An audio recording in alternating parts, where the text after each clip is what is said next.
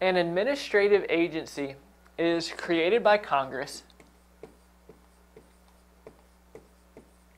to implement policy in a specific area. So administrative agencies allow the national government to do more than it could otherwise, because Congress itself cannot implement policy. So by creating an administrative agency to implement policy, it allows professionals in the relevant field to determine how best to implement the policies the national government has formulated. So I said just a moment ago that Congress creates administrative agencies, and Congress creates these agencies through something known as enabling legislation. So enabling legislation kind of has three main roles. It says what the name of the agency is going to be, it outlines how it's going to be structured, and it outlines what the agency is authorized to do. So a well-known administrative agency is the Occupational Safety and Health Administration, but it's more well-known as OSHA or OSHA. So since OSHA is an administrative agency, we know it had to be created by enabling legislation.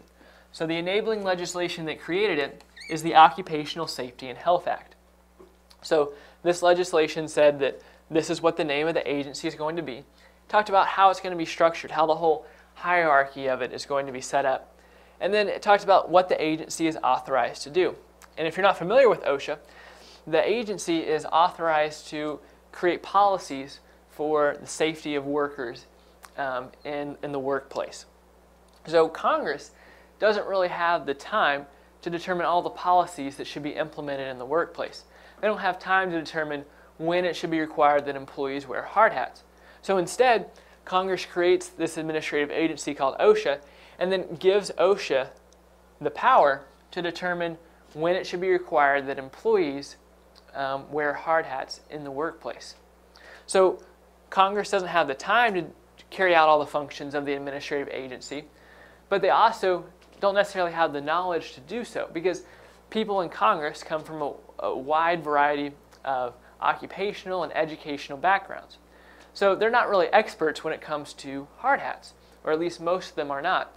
So by creating this administrative agency, now experts can be hired by OSHA to determine when hard hats need to be required in the workplace. And so that's a more efficient way for these policies to be enacted, because Congress is still kind of setting the overall agenda here. They're saying these are the types of policies we want you to enact, but the administrative agency is going to formulate the specific policies or the specifics of those policies so that Congress does not have to worry about that. So that's a look at an administrative agency.